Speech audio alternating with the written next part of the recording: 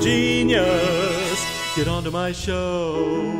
I'm having a great time. I mean, weirdly, a year of like forced retirement has been kind of great. Yeah, what have you been doing with yourself? I mean, how have you made that work for you? What benefits have come out of that? Well, I guess I should ask, are we like on the air right now or whatever? Yeah. Or Yeah. oh, okay, cool. Yeah. Yeah. It's been great. You know, in Seattle, the first few months of everything, I did a lot of woodworking and you know, investing in my life in Seattle and everything. And then in September, I was lucky enough to get to go do a job in Barcelona. So I went there and did a Don Giovanni. And of course, we got through, I think, 3 of our scheduled performances before we got shut down. But it was still great to get out and sing a little bit, make a couple bucks. And man, also really weirdly, like a great time to travel. Yeah, I know. Everything's empty. Yeah. Yeah. The airlines were empty. The airports were deserted. I mean, I got a phenomenal hotel and everything for like half price. It was great. And also, it's the only time you will ever be anywhere in Spain and have someone go, "Oh my God, you're speaking English? Where are you from? How did you get here?" You know? That was cool. And then, yeah, I came back and kind of dealt with things and moved on from Seattle and kind of continued to rediscover some things. I realized that after college, I spent all my time and energy trying to claw my way up and pay rent and everything, and worked my butt off in the film production world for a few years, and then switched streams to the opera world and had a lot of ground to make up there and just working. And yeah, in the last couple of years, I've found myself thinking, oh, wow, okay, I have free time. Oh yeah, I have hobbies. I have other things I'm interested in. And really during the pandemic, I've been able to double down on those. So I've been running and working out a lot. I've been reading like it's going out of style. I've been doing some writing, you know, as a former film student with a few old ideas knocking around in my head. It's been fun to revisit those and think, well, gee, you know, I really want to try and get this thing down on paper before I die, and I will never have a better chance than I do right now. And diving into some German. I've got some work coming up in the next few seasons in Germany, so I figured I've never really put all my weight behind really getting proficient at one of these languages. So honestly, I feel like there's still not enough hours in the day to go for a run and work on my music and work on my German and do some writing and occasionally catching up as safely as I can with some old friends here in Southern California. It's been great. I'm having a great time, and it's just so good to come back to Southern California, which has and will always feel like home to me. I just love it. Yeah, I feel the same way about the pandemic. I mean, obviously, I know people who have passed away. I know people who have been terribly affected by it. Our entire industry has been ravaged by a total shutdown. For sure. But I've done the same thing. You know, I've picked up this podcast again. I do a daily podcast. I'm writing as well and working on a pilot with a friend of mine from the chorus. Nice. And it has been a productive period for me, but I really do miss mostly seeing all my friends and people like you who come to town to LA and you know, Arturo and lots of people who I don't get to see much anymore. And it's tough. And the other side of the coin is that I'm also kind of nervous about going back. I mean, I've gotten my vaccine. I have the first dose. Oh, I have the second good. dose, coming up. And how were you able to get it so soon, if you don't mind me asking? Well, you know, just movers and shakers over here. No, I teach voice for Debbie Allen, who's a lady here in town who produces shows and stuff like that. And she's got a dance academy called Debbie Allen Dance Academy, and so I teach voice for her. So as an educator, you know, it opened up, and then I think the Monday that it opened up, which was 2 weeks ago now, or almost 2 weeks ago, I think at like 6:30 in the morning I got on, and you know, it's like the Wild West. It's like everybody is. It's like waiting in line in Italy. Just everybody's just crowding to get whatever they can. Yeah. So I just lucked out. Yeah, I just lucked out. Oh, that's good. I'm very happy for you. As like a relatively healthy non-educator man in his 30s, I'm like, I'll just eat the table scraps when everyone else is done and they're lying in Yeah. Italy, you know. Yeah, I know it's going to be a that's the while, but idea. it goes. I mean, that's the idea, and I think if I think that's what everybody should do. I've got students that want to come back to school, and I was eligible, so I didn't feel too uptight about it. We also have some sick people in our family, so I thought, okay, Oh yeah. I can justify that. But I wanted to ask you about Barcelona and traveling abroad and singing during the time of pandemic in September, right before the uptick, as you said. You know, they Mm-hmm. shut you down. But did you feel safe being in the house? Did they have protocols in place that made everybody feel okay? And then how did they treat the audience? How did they get people in to see the show? And this is a question coming from somebody, as you know, who sings in a house of 3,300 people. Well, I Mm-hmm. just don't see that as feeling safe. How did it feel to you? Well, I gotta say that personally, I've been kind of doing a lot of my traveling by myself, staying by myself in Barcelona, and wearing my mask, washing my hands, and generally staying away from folks. I felt very comfortable the whole time, really. And also, as a generally healthy person, I feel like if you kind of follow the rules, you just got to get really unlucky. And the only way to make sure you don't get unlucky is just to stay home all the time. And I felt like the odds were kind of in my favor, so I felt more comfortable than some people maybe would have. And that's been one of the interesting things about all of this is with a lack of really strong hard line leadership of here's what's okay, here's what's not, kind of meeting people where they are, and some friends who only want to talk on Zoom, and some other friends who are like, come over and have a barbecue, and meeting people where they are. But as far as in Spain, um, I think I was probably most nervous about the travel itself, Mm-hmm. airports, airplanes, but they were all totally empty. I mean, I flew coach and laid down on a empty row of 4 seats and slept the whole way, so that was great. Once I got there to Spain, all of our rehearsals, the first thing we did, of course, was have sort of a COVID protocols meeting. In musical rehearsals, chairs were 6 to 10 feet apart. We wore masks in the building at all times. We had to sanitize our hands before we could, go through the turnstile to come in. And then the company was giving us COVID tests once a week. Hmm. And that was kind of the only hiccup we had, is that they were giving us antibody tests, which if you are actively infected with the virus, I don't, I'm not an expert, but it has like a slightly lower efficacy rate for an active infection. So Mm-hmm. we Mm-hmm. asked the company to give us weekly PCR tests instead. Right. They Right. agreed to that. And then, yeah, all of our rehearsals were in masks, which is uncomfortable, ends up in your nose or in your mouth, but better than being at home. And then once we got on stage with the orchestra, take your mask off, go on stage, sing, come back, and put your mask back on, and that worked pretty well. But we kind of saw we had a fairly long rehearsal process for a bunch of people who had done the show before. We were rehearsing for about a month. Uh, and by the time opening night rolled around, we could kind of see the writing on the wall in Mm-hmm. that cases had started to go up. I don't remember the exact order of events, but it was after our first or second show, they closed the restaurants, no more indoor dining, and then they closed outdoor dining, and we thought, okay, well, we must be next. But instead, what happened next is they put in a curfew, so you couldn't be out on the street past, I don't know, 9 o'clock, 10 o'clock, something like that, uh, Mm-hmm. unless you had an opera ticket. Literally, you can't eat, you can't even be on the street, but you can go to the opera. And I was like, man, Europe, they really got their priorities straight. I know, right? It was very cool, and the house was at half capacity. So the seats were in groups of two, with every other group of two taped off. And yeah, and the orchestra, besides the wind instruments, brass and everything, were wearing masks, and so it felt pretty safe. That said, during, I think it was our last show was the third of seven before we did get shut down. Our Zerlina, we got an email like 2 hours before the test or the show that our Zerlina's test had come back positive from a couple of days ago. That was that must have been a Tuesday I think the show was like Wednesday. The test was Tuesday. I had dinner with our Zerlina the Thursday before. So I was like, oh, geez. Yeah.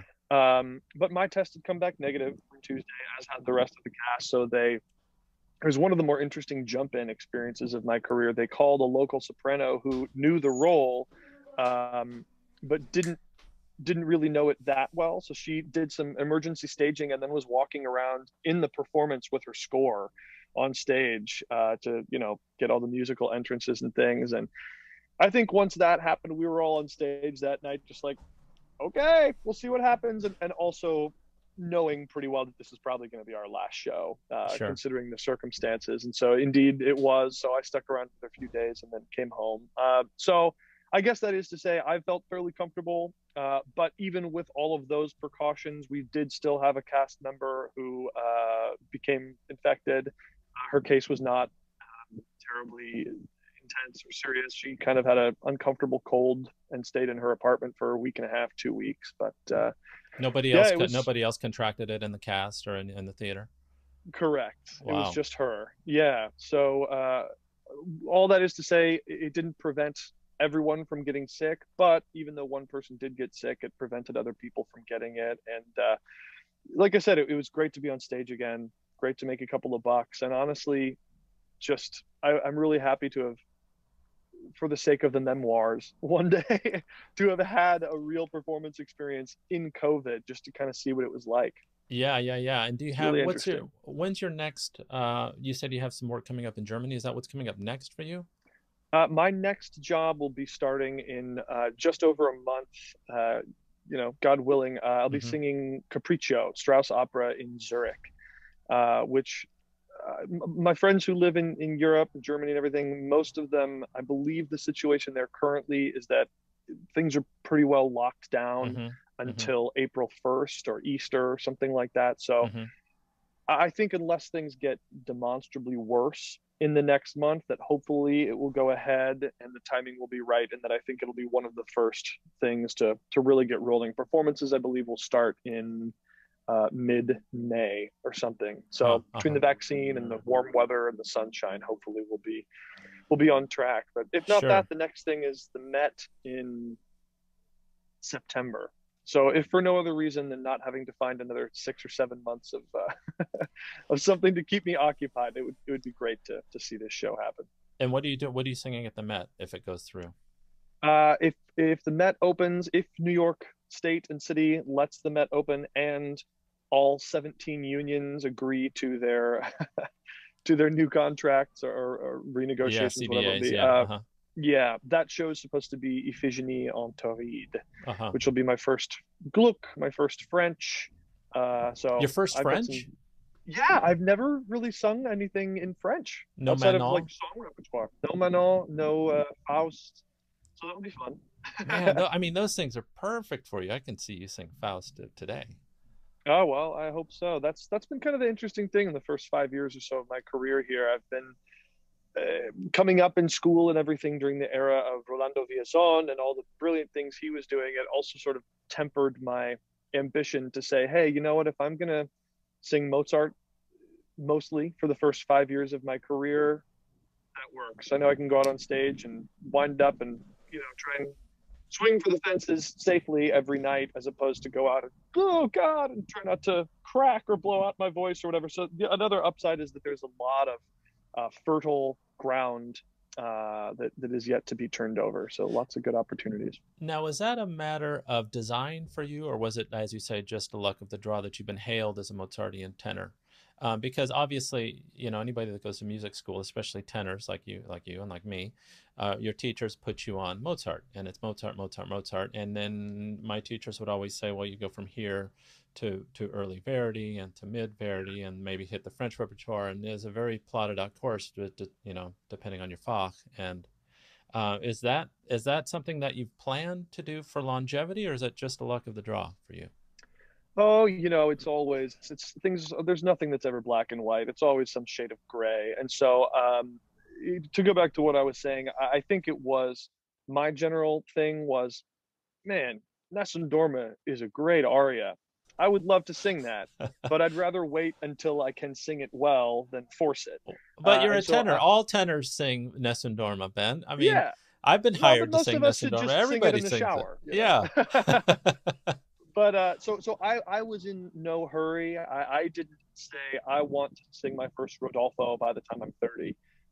So I was in no hurry, and then it turns out that as my sort of path through the young artist world and the early career world was progressing, that it seemed my voice just, people that knew more than me and have been listening to singers since before I was born said, "Oh, the way you sing Mozart is good. That's what we want to hire you to do." And it has felt comfortable to me. And most days, if I can roll out of bed and sing it, and so it feels like the right thing. So I've been happy to. I mean, that's of course a bit of a hyperbole, but I've been happy to do that and to stay sort of in my green zone. And I think I could have branched out a little bit more, but that's something that I'm exploring now, and Sure. branching out a little bit more in the next few years. So it was both. Sure. I found I started that way too. I mean, I was a leggero when I started, so Rossini, Donizetti, some Mozart was kind of pushing it a little bit when I started, and I've always found it to be it was really easy for me as well. And then suddenly it became really hard, and I just stopped singing Mozart. And the thing that I find most annoying about singing Mozart is how easy it looks, how easy it sounds, and how little the audience seems to care about what we do. Yeah. You know, the Well, arias are long and they're hard. Yeah, they're so God. I mean, And it's just especially Abduction is I know. golf clap. Yeah. Abduction is the real killer because there's 4 arias in that show, and it's early Mozart, so dramatically it's like not the most. All 4 arias are. Oh, I'm really excited to see the soprano, but kind of nervous, but really excited, but kind of nervous. And 3 of them are like 12 pages long. Yeah, with melismas nonstop, and yeah. Yeah, but the hardest one is a minute and a half long, and it's the first number of the whole show. You're the first voice to be heard singing, and you go 3 different times. There's a figure where you go low G, high G, G flat, A, da da da da da da, right out of the gate, man. But it's also not the soprano aria. There's not big, huge, flowering high notes and everything. Right. So it's like, oh, very nice. It's exposition. It's like, dude, yeah. It's like watching Tiger Woods putt. You're like, oh yeah, that looks good. It's like you have no idea. Exactly. That's something. I'm glad to not be singing Mozart or Rossini for that matter. I did a Figaro once, and it's the same way with Almaviva. You know, he comes out and sings a really hard aria right off the bat. Yeah. Well, so does the baritone. I mean, it happens. It happens. I also wanted to talk to you. This is kind of off the subject, but for the last 2 years, I've been working to open a new orchestra here in Los Angeles called Orchestra Los Angeles. Cool. We've got a terrific, amazing board, artistic board, and a board of directors. And we got shut down right at the beginning of the pandemic. We had our gala slated for the beginning of March a year ago, and that got, we couldn't do it. I know that you threw your hat in the ring as an impresario as well, with mise en scène, and I did want to talk to you about that. When that came out, I was really intrigued, and I'm really glad to have you on this call because I wanted to ask you how you got into first the idea of being an impresario. What were the challenges? I don't know if it's still in operation, and if it's not. So tell me that story. Yeah, tell me that story. Well, it's the story all revolves around a really dear friend and collaborator of mine, who I linked up with in the Lindemann Young Artist Program at the Met.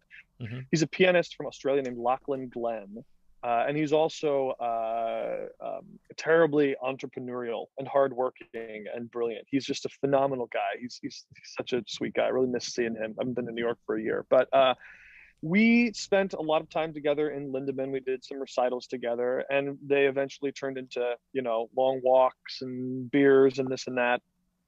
And we started talking about, look, I think that what we do is really, really cool. It's really interesting, and there is craftsmanship in it that I think a lot of people don't notice or don't see because they're too far away, or it feels too fancy, or it's too expensive, or whatever. And we really thought, gosh, I want to perform for my peers and my demographic, and I really think that they would enjoy it. What are the barriers there? And then also, as artists, what kind of world do we want to live and work in? I want to perform for my peers. I would love to make a living wage. I would love to have my living wage also contribute to a 401k. I would love to, at the beginning of every production, instead of walking into a room full of strangers who I don't know and have never collaborated with, to start with a group of people who I know, singers whose instincts I'm aware of and can count on, and a conductor who I can fall back on. And I think that would really contribute to the cohesion and the end artistic product. And stepping out here a little bit, when I was a film student, my first internship working in Los Angeles in that field was at an independent acquisition and distribution company called First Independent Pictures, which I believe also doesn't exist anymore. It was before streaming. And so they would go to film festivals and look for films to buy and theatrically release and release on DVD and, turn a profit. Mm-hmm. And as the intern, I would often get handed a stack of DVDs as tall as I am. And they'd say, okay, find the good ones, tell us which ones to watch and to look at. And I was like, okay, well, I don't have 200 hours a week to watch DVDs. What am I looking for? I can't watch all of these. And they said 3 things. It's a lot like real estate: a name. And if there's not a name, look for a name. And if you can't find a name, try and find a name. Because if there's a name in it, it'll sell. It's why there's Transformers 9. It's a sold property. You don't have to say, oh, it's a movie about a guy from Sweden who... Yeah, there's no pitch. Pre-sold. Yeah. Right. The way that translates into the opera world is... this also goes to some of the experience I've had in kind of like gauging the difference in audiences between Europe and the US. I find that in Europe, opera and classical music is very much a part of the cultural fabric. And so whether or not people are fans, they grow up with it and they understand it and they know it. It's in their vernacular, some of it. In the United States, without, I don't want to put this in a negative light, but oftentimes in the United States, I feel if I go on stage with the idea in the back of my head that 25 to 50% of the audience that I'm performing for that day has never seen an opera before, that seems to feel right. I'm sure there's some people with statistics and market research who could say otherwise. All that is to say, how do you sell opera in the United States to someone who's never seen an opera before? How do you sell Barber of Seville to someone who's never seen an opera? Especially when it depends on like a 19th century misconception or a paradigm that is kind of stuck in their minds as what opera is. That's been right. Yeah. And so I thought, well, just like movies, a name. You want to sell a name. Now, the issue is that if LA Opera says, hey, Ben, come sing Don Giovanni, we want you to sing Don Ottavio, they can't just put my face on a poster and say, hey, everyone, come see Ben Bliss. Nobody knows who I am. I don't have records out there like Domingo and the Three Tenors and Marilyn Horne did in the 60s, 70s, and 80s. And I'm only here for this one show, so they can't really build a brand with me or have me be a part of the brand that they're building. So they put Placido, or used to put Placido on the poster, or Conlon, or whoever. That makes sense. But at best, you see the back of Conlon's head when he turns around and everything. And the most educated audiences could close their eyes and I would think have a very difficult time saying, oh yeah, I can tell this is Conlon conducting or whoever. All that is to say, for the artists, if we had a more European system, there was a company where you could come and maybe not make as much as you would as a soloist, contractor traveling around, but say, hey, look, come spend 6 months a year in Mise en Scène Studios, case, the acronym is MESS. Come spend our ultimate goal that we're working towards. Come spend 6 months a year in New York. You will make a living wage. You'll get a 401k contribution. You'll get health insurance. You'll work with the same artists for a period of 2 or 3 years. So you're coming back to an artistic family, an artistic home, and our company can then build our brand on you. You might not be making a huge amount of money, but you can live on it. You'll get benefits, and we will promote the hell out of you. And the way we'll do that is we will have smaller events that will feature our artists. So we'll have you go do a series of recitals around town at churches or nightclubs or community centers or whatever. And also they'll be based around what you want to do. What have you always wanted to perform that no one has offered you? You want to sing with a string quartet? You want to sing with a jazz combo? You want to play your guitar? You want to sing a duet with a marimba? Awesome. We will help you produce that and streamline it, make it good. And then you can go do it 10 times in a year and we'll pay you for that. And then when we produce a full opera, we won't say, hey, come check out some opera you've never heard of by a composer you read about in a history book 20 years ago. We'll say, come see tenor Omar Crook, who you heard sing with the jazz band and with a string quartet at these events. Come see him do what he really does. And then you pull people in. Now that's the artist side. From the audience side, what are the barriers to young people coming to the opera, our peers? It's expensive, right? So we set it up like a tech startup. Instead of just charging a ticket price, anybody can RSVP and come to their first mess event for free. So they would come to see your recital for free. Or we had singers from a Broadway musical, 2 different Broadway musicals come together and collaborate and do a program of, I think it was like traditional Jewish songs. We hired a choir once. You come to these events, it's short, it's 2 25-minute sets of music. There's an open bar, there's free food, and it's a social club. I mean, one of my favorite stories going back is, you know why the Metropolitan Opera exists? Because when Rockefeller was new money, his wife could not get a private box at the New York Opera Company to, clack with her friends and show off her new dresses because they were new money. So her husband started the Metropolitan Opera so his wife could have a place to go hang out with her friends. Opera has always been a social club. It's a country club. And the music, for better or for worse, has many times been secondary. I've had the experience going to different opera houses where, as a young person, if somebody sees me with my cell phone, I get glared at. It's like golfing. You don't know the etiquette. It's a little crusty sometimes. You don't necessarily feel welcomed. It's not cool. It's not fun. Let's make it cheap, or at least lower the cost of experimentation, so you can come and go, oh my God, this is really cool. Now I have to become a member. It's $250 a year, but then I can come to up to 6 events, or I can be $1,000 a year member and come to 20 events. The cost of experimentation is low. The social club aspect is fun. You can meet people there, build a community around the art form, get to know the artists, see them repeatedly in varied settings. And the last thing was that I felt really strongly about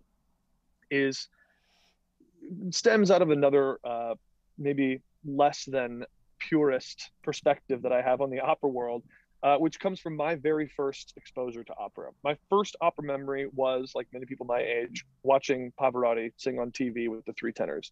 And my reaction wasn't, oh my God, this is so beautiful. It wasn't, oh my God, he's so gigantic. What language is he speaking? It was, that guy's a freak. How do you do that? It's a freak. It's like watching someone do a triple backflip. How does that work? Now, as a showman, much like light, the brightness of a light decreases exponentially the further away you get from it. It's the same thing with a freak show. If you see somebody swallow a sword from a quarter mile away, you'll go, oh, that weird. The hell was that? If they're in a room with you with 30 other people, it's going to blow your freaking mind. Classical music is the same thing. You have to be up close to feel that craftsmanship and experience the more than just the sound, but and that's the thing with live performance. When you're in the room with people, you're all breathing that vibrating air. You're experiencing sound waves traveling through the air, and your brain is decoding your them body. into Absolutely meaningful sound. So we're like, let's support artists, living wage, let you have creative freedom and an artistic home, and we'll give you your peers to sing in front of, and they will come for an affordable price. They'll be close up. And I think it was a great idea. I think it was phenomenal. And we built a bigger paying audience base than the Metropolitan Opera Young Associates, Lincoln Center Young Associates, Carnegie Hall Young Patrons Association, bigger than all of them in our spare time for literally a fraction of the budget in a year and a half. And our average member age was 31. And we ended up finding ourselves in a position where we're like, you know what? Our best path towards profitability might be selling our user data to places like Carnegie Hall and the Met, you know, is sort of a gateway drug, if you will. Now, where we found difficulty was, as you might expect, fundraising. We had like a 5 to 10 year plan towards actually being profitable, which would be great. But in the meantime, again, much like a startup, we were pretty capital intensive. And we had a lot of very generous donors who helped us get launched. And we got a grant from the Music Academy of the West here in Southern California that was tremendously helpful. But all that is to say that in a razor thin, budgeted art form like opera, that's very resource intensive, because of the ways these companies are set up, innovation is often not historically a huge part of the setup, because it is a traditional older art form, and because when you don't really have to worry about making a profit, and you don't really have to be tied to the economic value of what you produce versus what it costs, there's not as much of a motivation to innovate. Therefore, among donor bases, someone comes to you and goes, I have a completely new idea for an opera company. From the ground up, it's different. It's the way of the future. Traditional opera donors are not used to hearing those kinds of pitches. And I think a lot of those structural inefficiencies and holdbacks are something that a lot of people haven't really considered or thought about in a sort of a dynamic, progressive, change-oriented way, and just say, well, look, if we just hire better singers and get better productions, the people will come. And we just thought about it in a wholly different way. So we raised a lot of money. We had a lot of events. We built up our membership base. And another difficult factor was, at the time I was living in Seattle, so I wasn't in New York all the time, able to go to meetings and with donors and hires and singers and this and that. And it turned into 95% running around begging for money, which I find to be incredibly taxing and kind of uncomfortable, even though I really believed in the product we were trying to fund. And yeah, it just turned into mostly that. And we started to not be able to meet some of our goals. And the one thing we didn't want to do was take out debt and fold owing people tens, hundreds of thousands of dollars. So we took about a very small amount of debt in the hopes to expand and massively increase our fundraising. And it just didn't happen. So we figured, okay, maybe we were ahead of our time. Maybe we screwed it up. Who knows? But we really gave this our best shot. Now, hopefully somebody else can stand on our shoulders and pick up where we left off and innovate in the industry. But I really think a lot of the concepts that were folded into our company could still have legs and could still really, really help our art form. And I mean, especially in COVID times, what would be better than standing in a room with 40 masked people listening to a world-class string quartet up close? I mean, that might be what we're all forced to do after this anyway. So we'll see. That's the long answer. Yeah, this idea of the revamped idea of the salon, I think really has legs, and I think that it is something that we could continue to do here in Los Angeles. And the things that you outlined are very much in line with the things that we're trying to do at Orchestra Los Angeles, or are planning on doing with Orchestra Los Angeles. I'm glad to hear that. It is a real challenge, though, to rebrand an art form that is so, like I said earlier, so steeped in 19th century paradigms. Yeah. And the idea of, when you ask an American, that's kind of cruel, but the average person, what do you think of when you think of the word orchestra or opera? It's white bow ties, tails, quiet, uncomfortable. What's the language? Long, boring. These are all the adjectives that come to mind. And it's a challenge that we're trying to deal with as well, because I feel like the art that we produce, you and the rest of our colleagues, really means something, and it's important. And I don't feel like, finally with this new government that we've got, maybe that'll change, but I feel like people just don't take art in general very seriously anymore. And I don't know if it's an Right. uphill battle or not. I'm not sure. But is this something that you would be interested in doing in the future? Like, what are your plans? Do you have plans? And the reason I ask that is that I just turned 51, Hmm. and so I'm substantially older than you are. But I've been a professional singer for 25 years, and I see that I need to start looking at other things for the future. Are you at that age? Or are you still just going, full hog into being a performer? Well, yeah, I think hopefully, if I play my cards right, I'll have, another Sure. couple of decades of fruitful professional experience ahead of me. But sure, I mean, the thought is always there, and that's been kind of one of the blessings of this COVID time, I suppose, is the free time to not necessarily say, okay, well, in 20 years, I'm going to switch and I'm going to do this. I need to start learning about real estate now so Hmm. that I can start developing that and switch careers. Instead, I've been able to really invest some time and some energy into other creative hobbies that hopefully, if I'm able to continue nurturing those at some point, if I need to or want to, I can switch over and do that full time. I thought, maybe woodworking or writing or something. But and I guess to go back to your original thing about the impresario, that was, and this is also the same for teaching for me, in that I felt like I had the vision and maybe some of the connections and business acumen to get that off the ground. Weirdly, I think what I do not possess is the skills to be an impresario.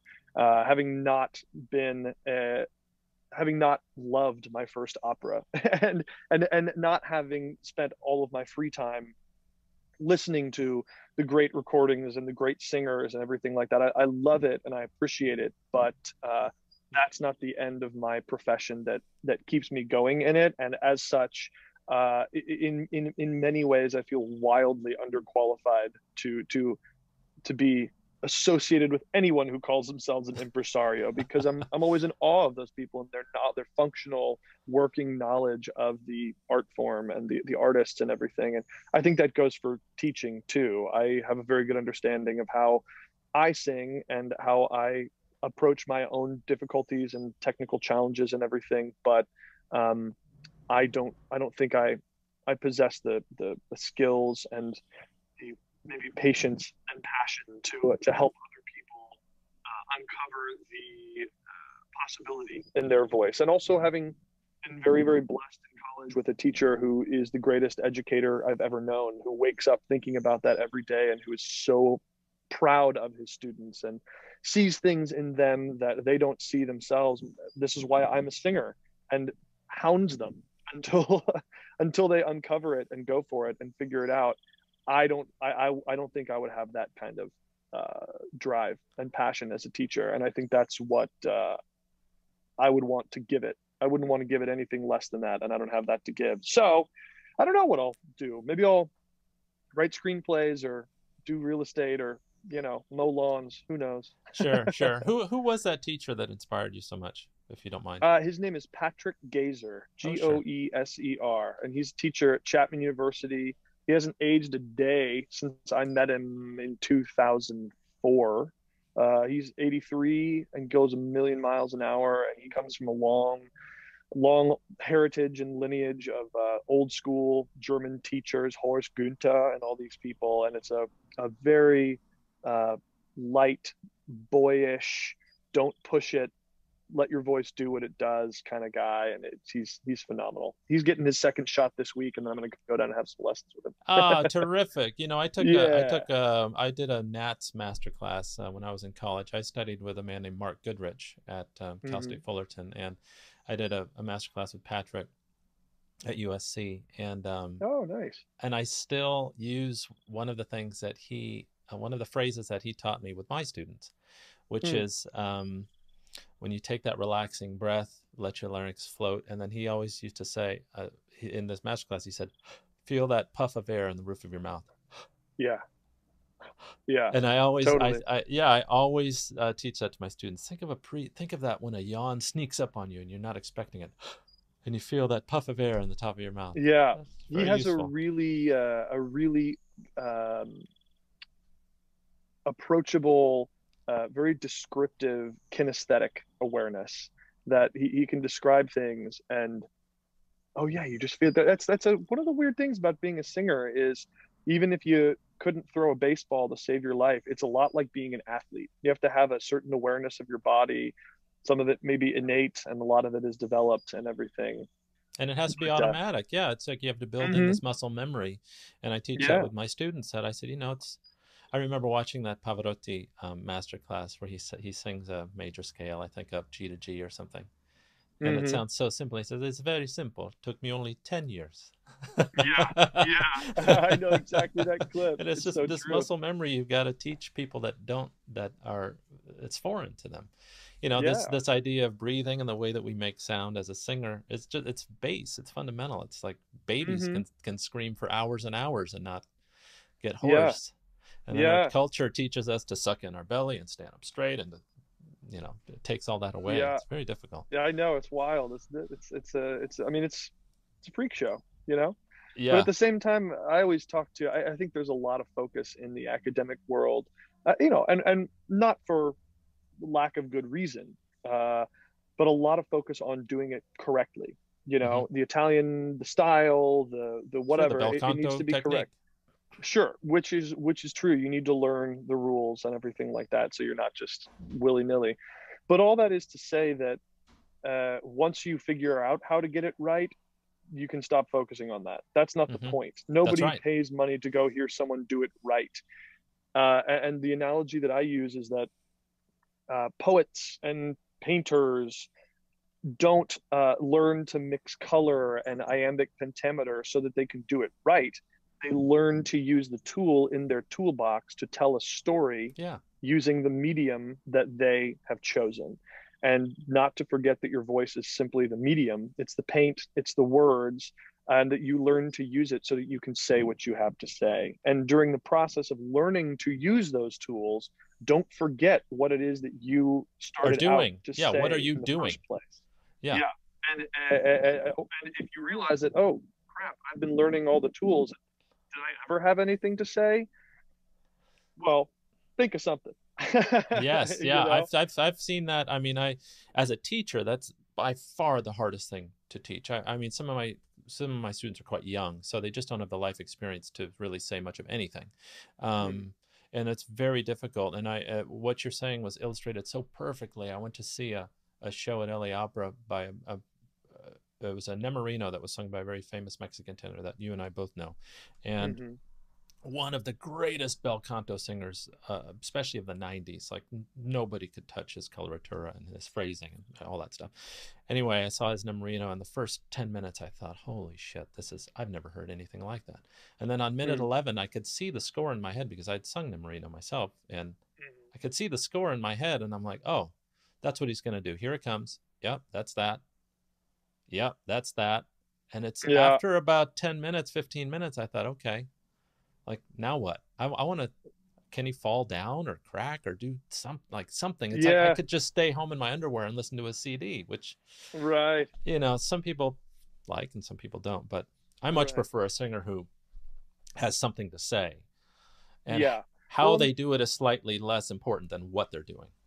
exactly, and that can be one of the difficult things. Is I mean, again, like how many times do you think that Mick Jagger wants to play is I for some reason I'm drawing a blank, but like, especially those this is one of the reasons I didn't want to be like Mr. Mozart for too long is because there's only so many times you can sing the same song and play the same role over and over and over again before the hardest thing becomes finding a way to keep some life in it Right. and some newness and everything and yeah that can be tough and variety is the spice of life honestly what's a lot harder than finding a way to sing it with meaning and feeling over and over again is spending a month rehearsing the same role with a director who doesn't really know what they want to do and it's just going to throw stuff at the wall and see what sticks and it's like you know what when you've rehearsed the same role for a month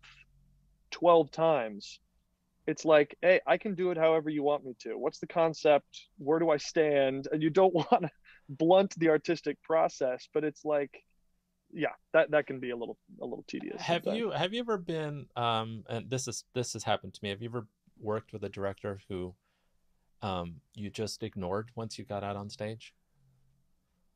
Hmm. Yeah, plenty of directors who you can start ignoring in the rehearsal room. They can't tell the difference because they don't even know what the words mean. There's one of the most high profile shows I've ever been in at the most high profile opera house I can think of, where we had 6 weeks to rehearse a new production, and it was a really weird long process where we were just kind of farting around. But we trusted him. We trusted that he knew where he was taking us and that it would be someplace great and enlightening. Well, we found out 3.5 weeks through rehearsal, he didn't even know what the words meant. He had no idea. And we had our, we rehearsed for 6 weeks. And at the dress rehearsal, they said, we're probably not gonna be able to get all the way through. We're gonna have to stop and do some stuff.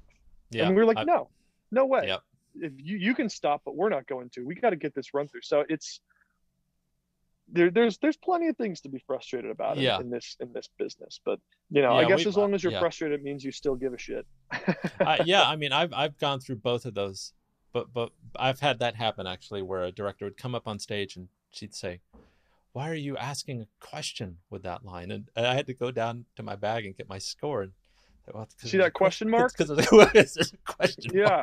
mark. And so I've gone God. from those types of things all the way to having a director come in as a chorister. And I don't know if you've ever worked. He's a German guy. His name's Axel. Um, he's a German director, Oh, young guy, fit young German dude. he might have been the guy who remounted our Giovanni for us in It Barcelona. may have been Giovanni when we Kind did of. it at LA Opera. Okay, yeah, he's like he's worked a lot with Christophe Loy. Yeah, He's real bald fit. headed He wears and like, sneakers and yeah, I yeah. think it sounds like the same guy. He came in and knew all of our names like on day one. He would come in and he'd obviously had looked at the book with all of our pictures and our costumes and stuff, and he Hmm. knew every single bit of what he's doing. And it's incredible to work with both of those types Yeah, of people, and it is. it happens a lot. Well, and I think again, maybe potentially unpopular like point of view, but I think one that is real and worth taking a look at is that if you're a brilliant director and you can memorize an entire opera score or all the choruses names, or you can speak 6 languages or whatever, you have this incredible theatrical mind.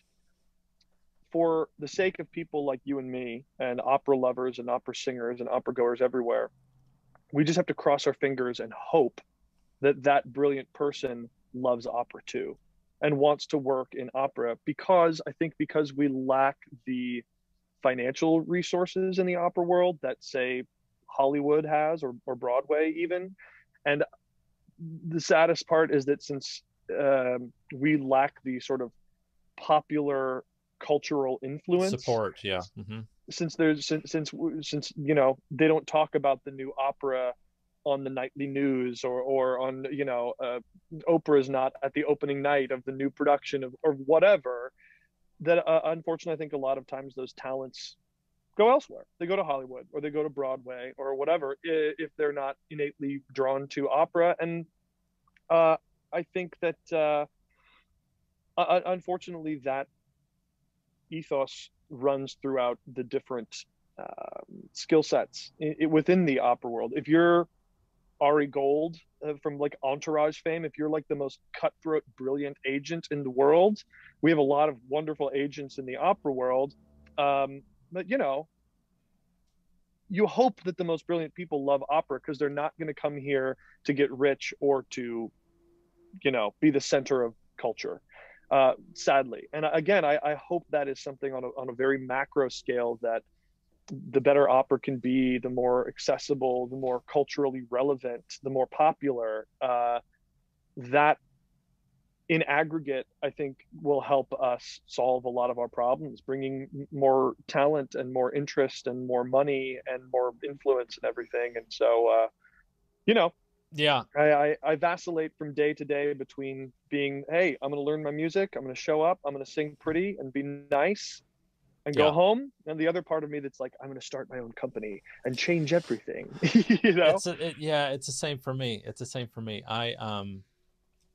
I mean, going back to what you're saying, one of the solutions, before I move forward, one of the solutions I see towards that, I don't want to call it a cultural crisis that opera is facing, but in some ways it is, and I don't see our art form gaining more cachet, and maybe has kind of held on to its own in some way. But I think the introduction of Hollywood talent in directors and lighting and costuming and stagecraft, I think it's a really great thing for the opera community. And whenever we've had film directors come and direct at LA, I'm always surprised that it doesn't happen more, being in Los Angeles. And I'm Hmm. wondering if Yeah, that goes back especially. to, yeah, I wonder if that goes back to your um, thoughts about raising money. Is it harder to get money from serious opera lovers and patrons when people from Hollywood are introduced into our, injected into our art form? Well, I wonder, that's another difficult angle in our world, is that, we did a lot of market and budget research too. Every opera company in the United States is, what do you call it? Not a 501c3. So they have to publish annual reports with all kinds of budgetary information. So we're able to go through and learn a Mm-hmm. lot about how these companies run. And one of the most significant things we learned was that the most successful opera companies in the country earn about 30% of their revenue from ticket sales.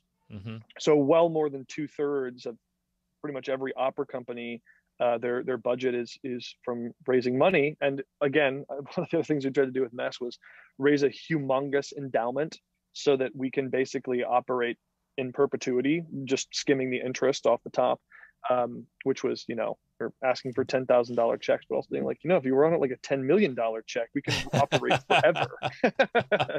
um, but all that is to say that I think a lot of opera companies serve two masters. They're trying to attract new people. They're trying to get new people in the door and drum up interest. But, and this is a generalization, but I'm afraid a lot of times the most passionate and deep-pocketed supporters of the opera, I think oftentimes are traditionalists.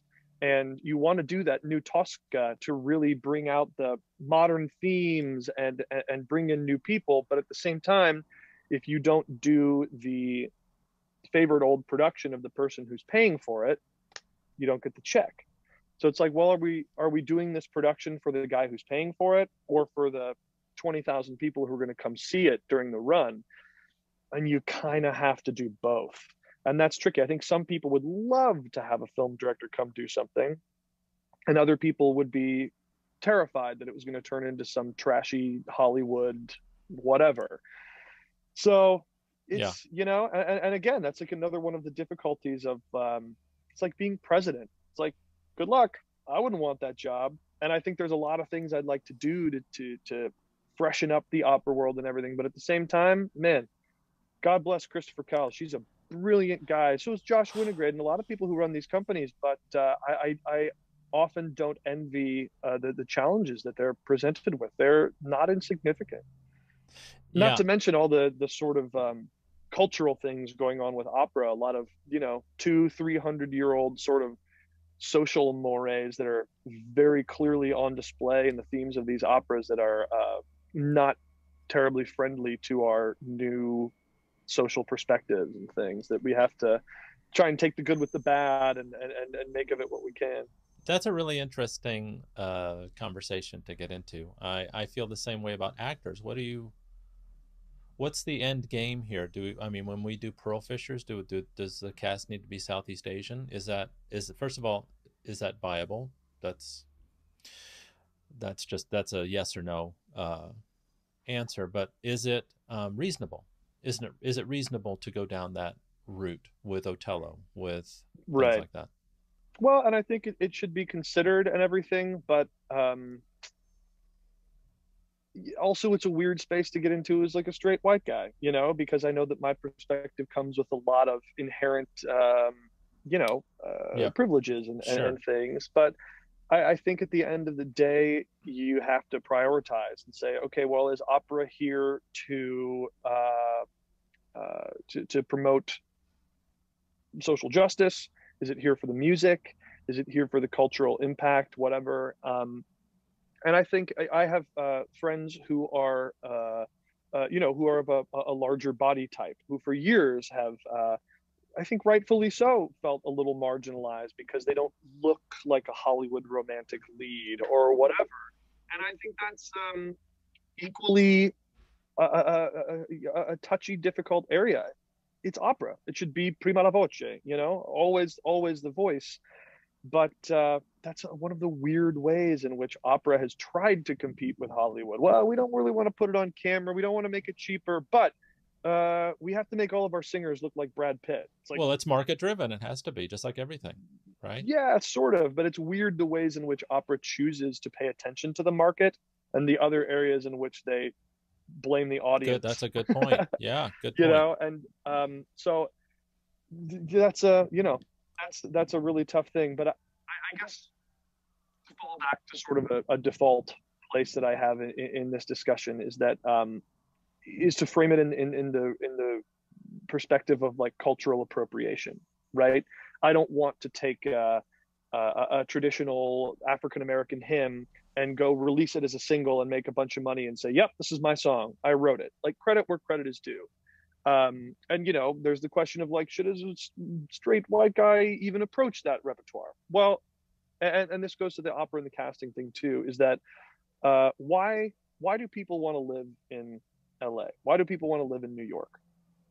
Culture. I want to go have Ethiopian food at 3 a.m. I want to go practice my Italian with the guy who runs the Italian restaurant. I want to go to the Polish guy who fixes shoes in my neighborhood, whatever.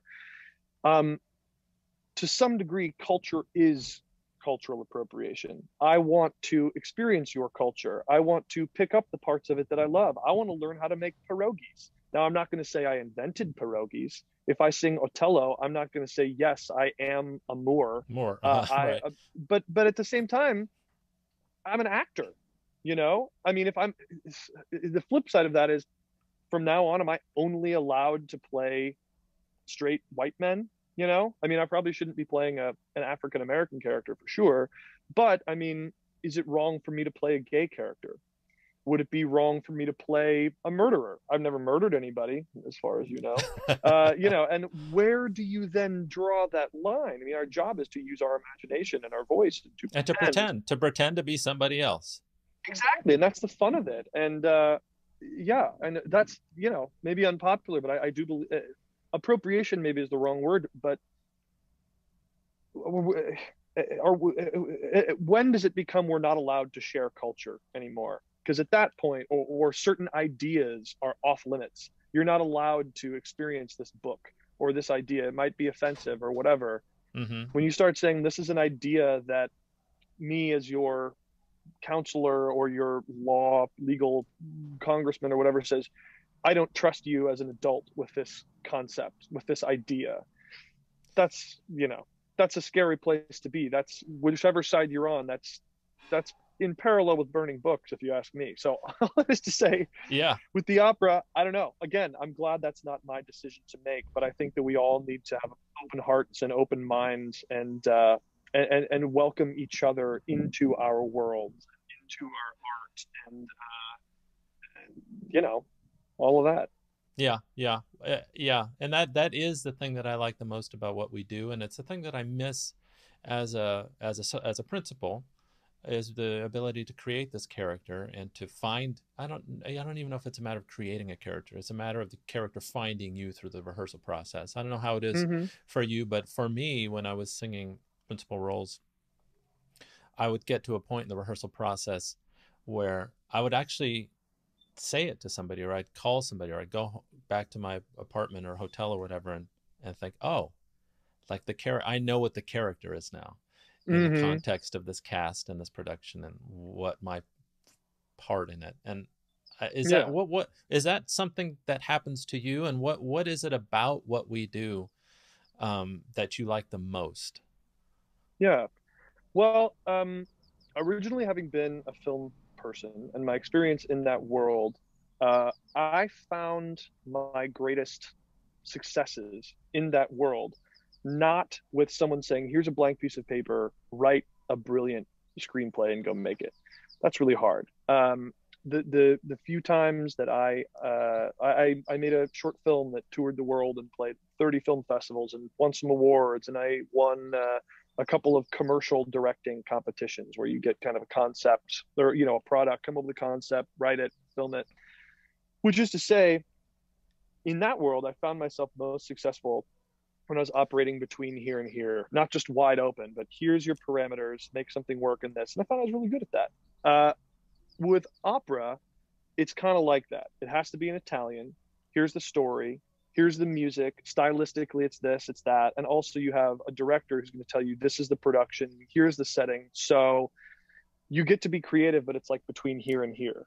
You know, your creativity comes out in your ornaments or your melisma or how long you hold this fermata and you know, your body and your stagecraft and everything like that. So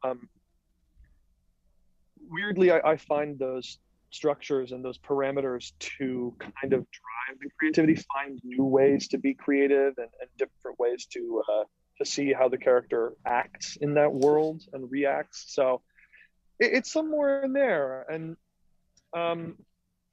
you know, it also for me, comes down to, I guess for me, it's like the personality of the character is what I'm trying to get the personality, and the music can be very expressive for that. Right. And right. And it's interesting to see one character saying the same words, singing the same music in different productions. Well, this one's set in Coney Island. Well, in this one, you're punk rockers.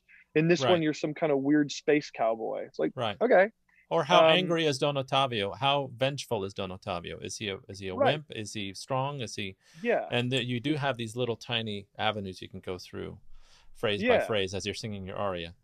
And that's where a director who doesn't know what he's doing can kind of work in your favor sometimes. Yeah. Like, oh no, in this line, what's really going on? This is the subtext and this and that, and you can kind of stand up for what you think is right. You know, get shot down and told to stand on your head anyway. But right. But yeah, so what's your favorite part? What's your favorite part of being an opera singer, and what's your least favorite part of being an opera singer? I know these are like typical questions, but I'm compelled to ask. That one I don't think I've heard before. There I don't think I've heard that before. I mean,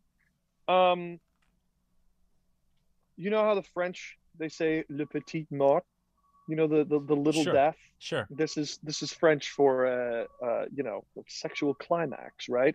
And I always think of getting a cold as like the real le petit mort, because for a few days you're tired, you're in bed, your superpower is gone, you can't sing, and all you want to do is sleep. And then all of a sudden you're healthy again and you're like, oh, I can breathe. The sun is shining. I can sing again. My superpower is back. Oh my God. It's really like a little death, and you come back to life and you appreciate all these little things. And every time I get sick, no matter what, you know, I'm fed up with singing, you know, my voice is tired today, or like, oh, the high note didn't sound quite right or whatever. Then for some reason you can't sing for a week, and you come back and you can sing, even if it's alone in a room. Oh, it feels so good. It feels so good. It's like opening your mouth and like light just comes out, you know, it just feels great. And so I had somebody tell me way back in college that, you know, the whole, if there's anything else you can do and be happy, do that, because there's so much bullshit you'll have to deal with, the traveling, and it's difficult on your family, and silly directors and administrators and cast members who don't know their music or who are jerks or whatever. You need to enjoy singing. You need to look forward to getting to rehearsal and shutting out everything else, closing your eyes and living in your voice and your singing. And that's not something that I really felt at the time, but I really do now. I really look for, especially in COVID, the few chances I've had to like go be in a room with a pianist and sing with someone, I just relish. I look forward to it. I love to sing. It's really, really nice. And the bad parts are, you know, sometimes everything else, sometimes only a little bit of everything else. But you know, traveling can be great, but there's also, you're going to end up spending a lot of time by yourself in a city where you don't know anybody. And I've been on contracts before that felt like I was in jail. Nothing, there's nothing for me there. It's cold. There's nothing to do. I don't know anybody. Maybe I'm not friends with anybody in my cast. And no matter what I do, nothing will get me home sooner. I just have to sit and wait. And if it's a bad production or my colleagues aren't cool, or my voice is acting weird, or I'm in Toronto in February. That can be the downside. So you better be looking forward to the singing. Yeah. That's great, Yeah. man. Great answer. It's Thank you. well, thanks. Good question. You You know, got this interview thing down. I'm trying. It's really this doing it on video is a different thing. And I took about a year and a half off. And it's Hmm. like singing, it's like anything. You get rusty. Oh And yeah. coupled with COVID and not being around people, the first few interviews I felt like I didn't know how to interact with people. Just I another know. human being. It's I crazy. know. Yeah, it is weird. I've like, being outside, I think is fairly safe in COVID times. And Yeah. so it's so warm here and beautiful. I've been able to link up with some old friends, and that's been one of the interesting things is like starting to see friends again.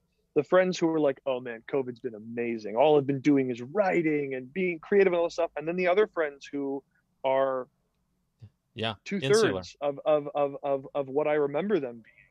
And they're quieter and they're less outgoing. And I feel for both people because I feel both of those in myself. And I think it's been a lot of people have, dealt with it and reacted in different ways. And some people have gone inwards and been depressed or dealt with difficult things in their life. And it's been interesting to see how it's affected people. But yeah, Yeah. it's exhausting too. The first time I hung out with somebody for 3 hours, I came home and was like, I oh know. God, why And am I you're so like me. exhausted? You're like me. You're an extrovert. I'm a very extroverted person, and I love being Well, with I'm an people. extroverted introvert. That's Are you? that's Is that a fair assessment of yourself, you think? totally. Yeah, I love being around people, but when I need to recharge my batteries, I need to come inside and read a book for a day, and then I'm good to go. Oh, that's interesting. Yeah, I I I had trouble getting back in the swing of things, but like I mentioned, we've got some ill people in the family, and I've got kids, and my wife's been very nervous about COVID, as have I, and so we became very insular. And Hmm. I've got some friends that we used to go to brunch every Sunday together. My friend Eric and his other friends, and we've just now started doing that here in the at the house. And we've got a back. You've been to our house. We've got a Yeah, yeah. backyard, and we set it up in the backyard, which is really nice.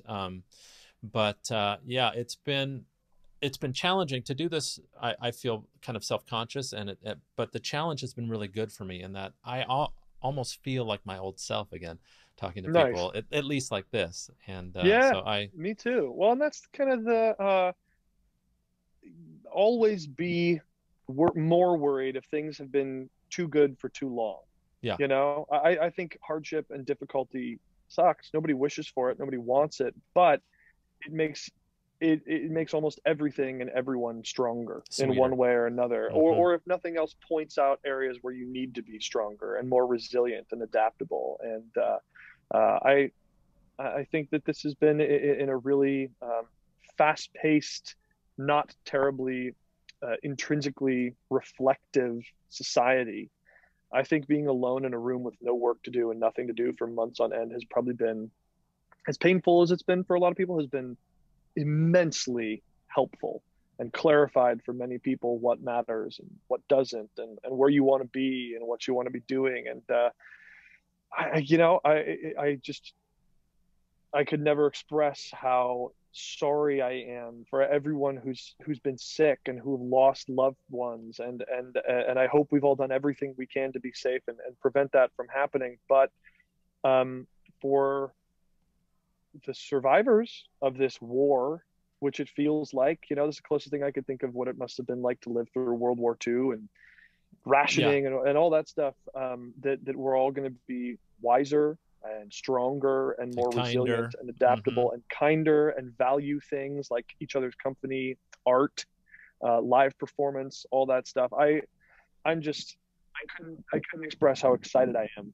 for what's going to be happening in the next couple of years as we come out of this and just explode into hedonistic, artistic reverie for years to come. Hopefully, I really think the Roaring Twenties analogy is so apt and not exaggerated. I'm just so excited for what's to come. It's going to be a Well, good time. I share in your enthusiasm, friend, and I cannot thank you enough for being a guest today. It's really great to see Yeah, your big bearded face again. It's really nice to see you, buddy. Man, it's great to see you too. I wish we kept in better contact through these years. You're one of my favorites, man. When Thanks, brother. hopefully all this I'm supposed to be back here in LA actually exactly a year from now doing a Bach thing with the opera. So we'll have to cross paths then.